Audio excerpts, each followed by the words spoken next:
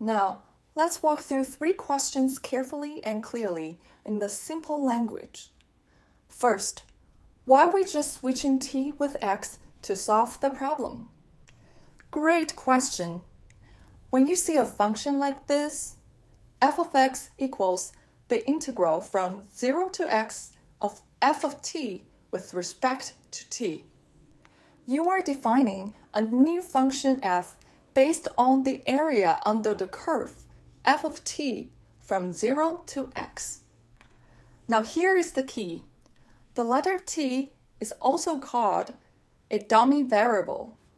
It's only used inside the integral. When we take the derivative of f of x, we are asking, how does this area change as x increases? The Fundamental Theorem of Calculus says the rate of change of the area add up to x is just the value of the function at x. So yes, we are plugging in x for t, not because we are solving or substituting, but because the theorem tells us the derivative of an integral from a to x is just the original function evaluated at x. Secondly, is f of x the derivative of f of t?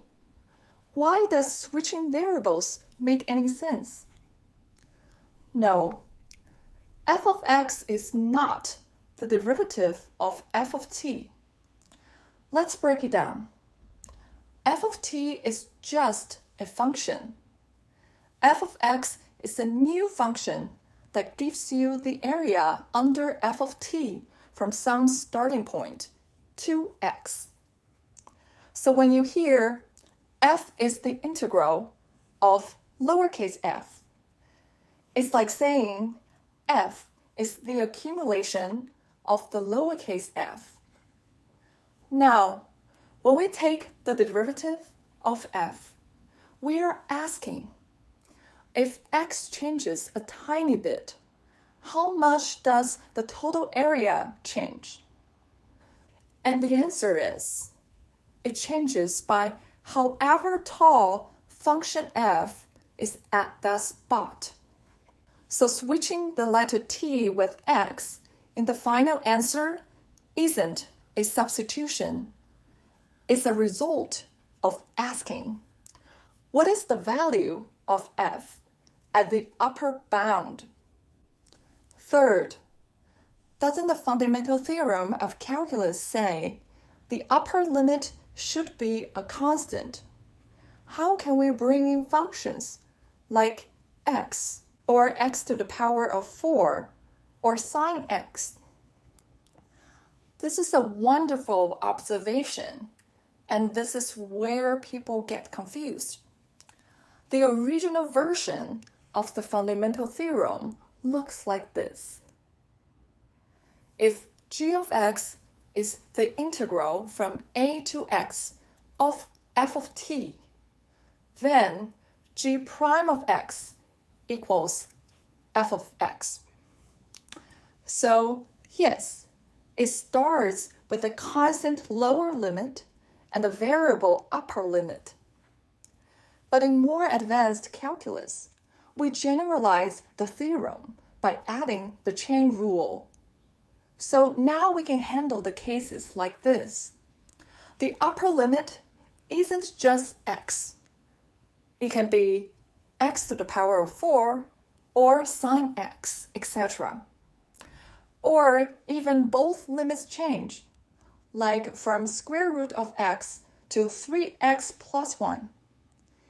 In these cases, you still evaluate the integrand at the limit, but you also multiply by the derivative of that limit using the chain rule.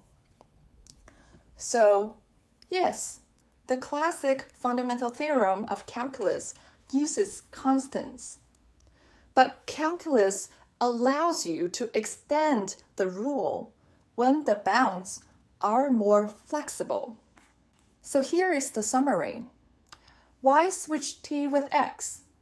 is because t is a dummy variable, and the fundamental theorem of calculus tells us to evaluate the function at the upper limit x. Is f of x the derivative of f of t? No. F of x is an area function. Its derivative is f of x. We are not differentiating f of t. We are differentiating the area built from it.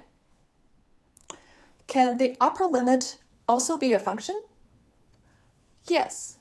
When it is, we use the chain rule to adjust. The fundamental theorem of calculus has been extended for these cases. Thank you so much for watching. If you have any more questions about fundamental theorem of calculus, feel free to leave them in the comment section. I'll do my best to answer them in the future videos. Good luck with your studies, and I'll see you next time.